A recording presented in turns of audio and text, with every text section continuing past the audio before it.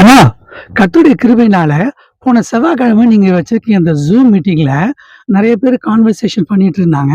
அப்ப வந்து ஒருத்தவங்க கேட்டாங்க, "வேலை ஸ்தலத்துல நம்மளால எப்படி கர்த்தருக்கு மகிமையான சாட்சியா வாழ முடியும்?" அப்படின்னு கேட்டாங்க. அப்ப நீங்க நல்ல ஒரு பெர்ஸ்பெக்டிவ் உங்களுடைய கண்ணோட்டத்துல, உங்க வாழ்க்கையின் அனுபவத்திலருந்து ஒரு விஷயத்த எங்களுக்கு பகிர்ந்து கொண்டீங்க. அத எங்களுக்கு சொல்லுங்களேன். எங்களுக்கு ரொம்ப காம்ப்ளிகேட்டடா இருக்கு. ஏன்னா வேலை செய்ற இடத்துல நெறைய இடத்துல லஞ்சம் வாங்க வேண்டியிருக்குது. அப்புறம் எல்லாரும் நம்மள ஒரு மாரி வித்தியாசமா மதம் பரப்புறோம். கடவுள பத்தியும் நம்ம சொல்ல முடிய மாட்டேங்குது. கர்த்தர பத்தி பேசக்கூடாது. இப்ப இந்த மாரியான கனடா போன்ற நாடுகள்ல வேலை செய்ற இடத்துல எக்காரணத்த முன்னிட்டு ரிலிஜியஸா பேசக்கூடாதுன்னு சொல்றாங்க.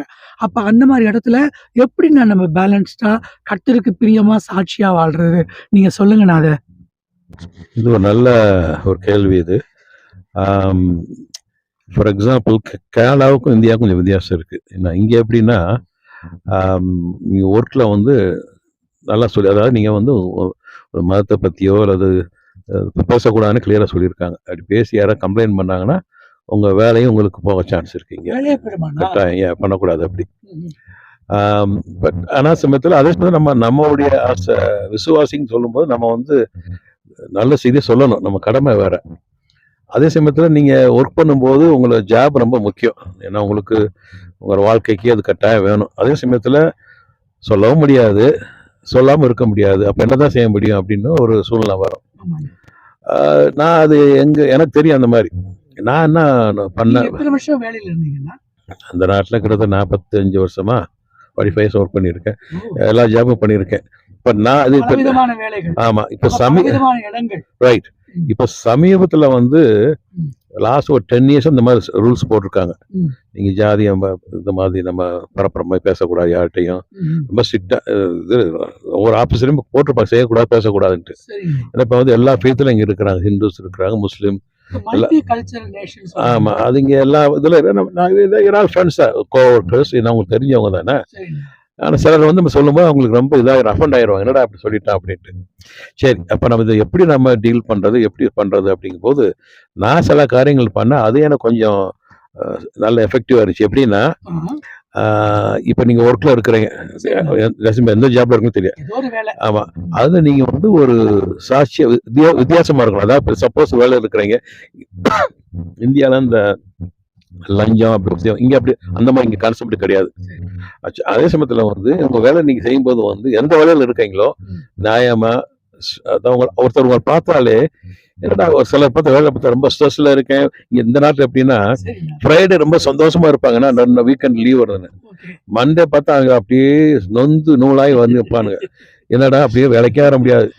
நீங்க வந்து ஃப்ரைடேயும் சந்தோஷமா வேலைக்கு வீட்டுல இருந்து போறீங்க, மண்டே சந்தோஷமா இருந்தீங்கன்னா என்னடாவே நம்மலாம் மண்டே வேலைக்கு இறக்கி இஷ்டம் இல்லாம இருக்கு, இவன் போறச்சே ஒரேமா இருக்கான், வரச்சே ஒரேமா இருக்கிறான்னு உங்களுக்கு பார்க்கும்போது வித்தியாசம் இருக்கும். அதே மாதிரி காட்டல, ரியலா இருக்கணும்.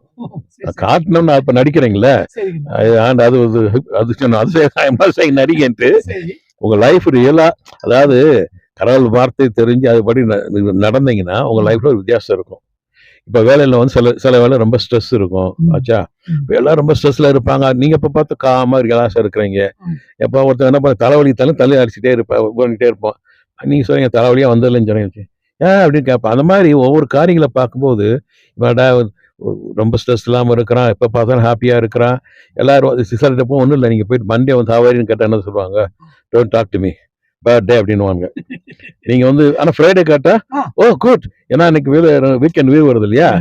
நீங்க மண்டே கேட்டாலும் கிரேட் அப்படின்னு சொல்றீங்க, ஃப்ரைடே அதை சொன்னீங்கன்னா அப்ப அவங்க யோசிப்பான், என்னடா இவன் மட்டும் வித்தியாசமா இருக்கானு, கோவப்பட மாட்டேங்கிறான், ஒரு மாதிரி ரிலாக்ஸ்டா இருக்கிறான், சின்சியரா இருக்கான், ஆனஸ்டா இருக்கிறான். அப்ப எல்லாம் பார்க்கும்போதும் தெரியும், மக்கள் தெரியும். அப்ப ஸ்ட்ரெஸ் ஒரு தெரியுமா, ஒரு ரொம்ப ஸ்ட்ரெஸ்ல இருக்கிறான், என்ன பண்ணு, நீங்க வந்து ஸ்ட்ரெஸ்ஸா அப்படி எனக்கு என்னன்னே தெரியாது நீங்க சொல்றீங்கன்னு வச்சுங்களேன்.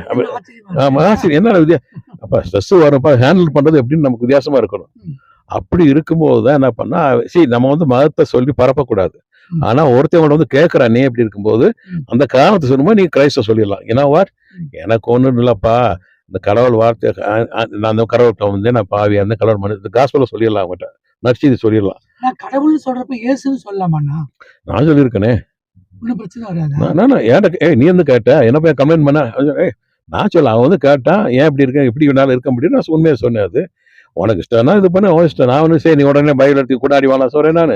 எனக்கு இப்படி இருக்குப்பா, இதை பத்தி ஒரி பண்ண போட்டு அப்படியே எனக்கெல்லாம் ரொம்ப சாரியா தான் ஃபீல் பண்ணுவேன். ம்.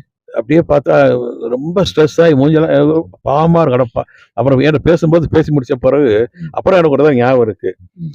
அந்த ஒருத்தன் வந்து நான் ஹேர் கலர் எல்லாம் அடிக்கிறதில்ல. அந்த காலத்துல என் ஒய்ஃப் பண்ணிக்கிட்டு இருந்தா. பட் ஆனா வந்து ஒரு ஹேர் கலரா அடிச்சு, ஆமா நீ என்ன நீ கலர் அடிச்சா இன்னும் கொஞ்சம் நல்லா எங்க தெரியவா அப்படின்னு சொல்லி என்ன வந்து ஒருத்தர் ஞாபகம். எப்பவுமே இந்த மாதிரி ஆ, ஒயிட் ஹேரோட தான் ஆ, இருந்தீங்க. அது ரொம்ப நாள் அப்படித்தான் இருக்கிறேன் நான். சரிங்க. எனக்கு ஒரு ஆளுக்கே லாங் டைம் என் ஒய்ஃப் பண்ணி விடுவான். என்ன அது சரி. பல கதை. பட் எனிவே ஆ, அப்போ ஒன்று இன்னும் எங்க தெரியும் அப்படின்னா, நான் சரி தெரிஞ்சு என்ன பிரயோஜனம்? நீ என்ன சொல்ற?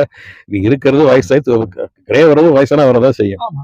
அதை போய் ஹைட் பண்ணுன்னு சொல்றேன். ம். அதுக்காக களை அடிக்கணும் தப்புன்னு சொல்ல உங்க இஷ்டம் அடிச்சுட்டு போங்க. ம்.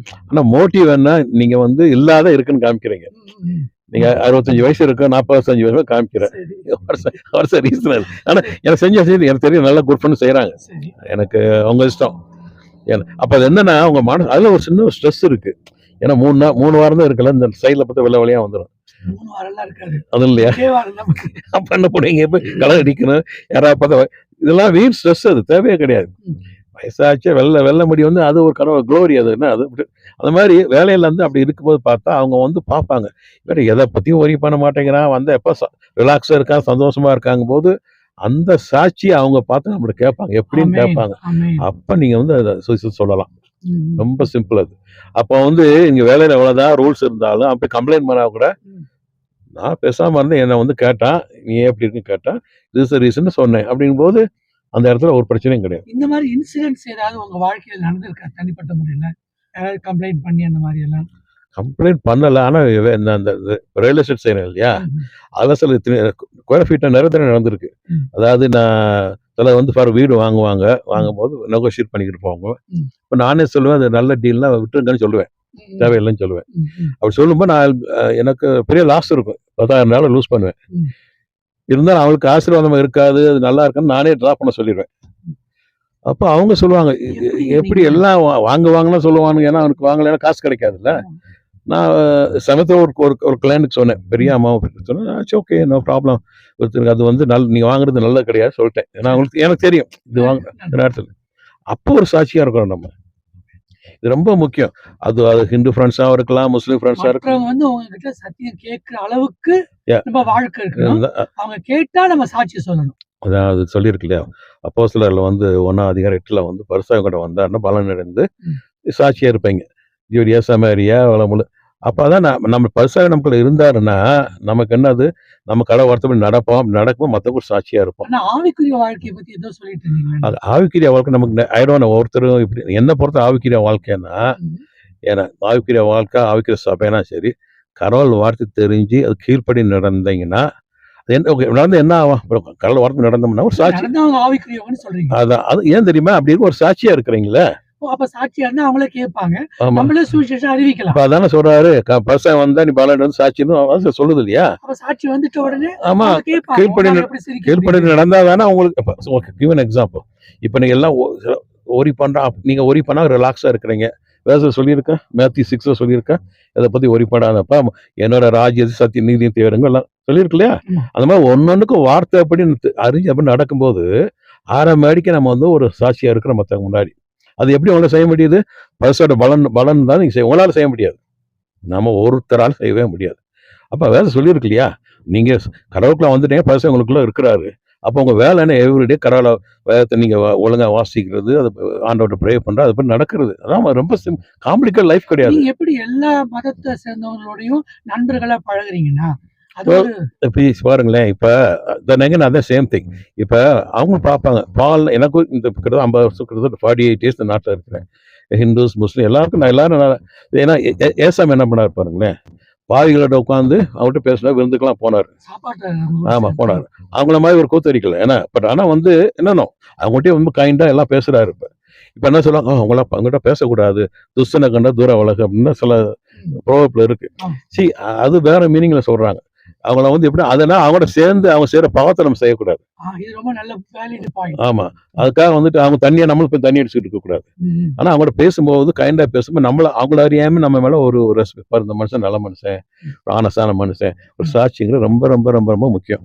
அதனால வந்து வேலையில இருக்கும்போது வந்து இந்தியாவில் குறைய பேர் இருக்கேன் ஃப்ரெண்ட்ஸ் சொல்லியிருக்கிறாங்க. அங்கே சாமி குடுவாங்க, பூஜை பண்ணுவாங்க. ஆமா. அவங்களாம் நோவடிக்கும் தேவையில்லை. அதெல்லாம் அன்பா இருந்துட்டு அவங்க நம்மளோட கேரக்டரை பார்த்துட்டு ஆட்டோமேட்டிக் கேரண்டியும் வந்து கேட்பாங்க. Thank God. உங்களோட உறுதியான வார்த்தையை கேட்கிறப்ப எங்களுக்குள்ள ஒரு நிச்சயம் வருது. கண்டிப்பா நாங்க கர்த்தருக்கு சாட்சியா இருக்க பரிசுத்த ஆவியானவர் கிருபை செய்வாராக.